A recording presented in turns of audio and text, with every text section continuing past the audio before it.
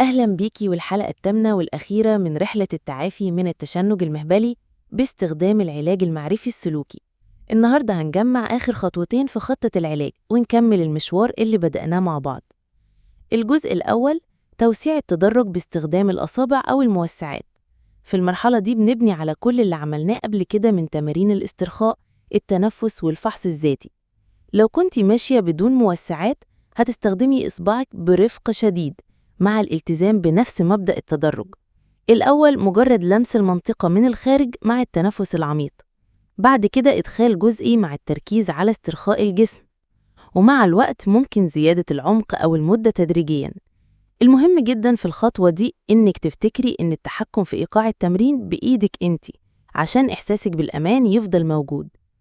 الجزء التاني: الانتقال للعلاقة الكاملة. بعد ما الجسم والعقل اتعودوا على الإحساس بدون ألم أو خوف، بيجي وقت الدمج مع العلاقة الكاملة. اختاري وقت تكوني فيه هادية ومسترخية، اتفقي مع زوجك على إيقاع بطيء في البداية، استخدمي تمارين التنفس عشان تحسي بالاسترخاء التام، وتقولي لعقلك أنا قوية، والعلاقة دي متعة ربنا خلقها عشان نستمتع بيها، وأنا مش خايفة. المهبل فاضي ومرن، مفهوش حاجة تسبب ألم. ما تستعجليش الوصول لمرحلة معينة، الأهم هو الإحساس بالأمان والراحة. افتكري دايماً إن النجاح مش معناها إنك تعديتي كل المراحل مرة واحدة، لكن معناها إنك كسرتي دايرة الخوف والألم.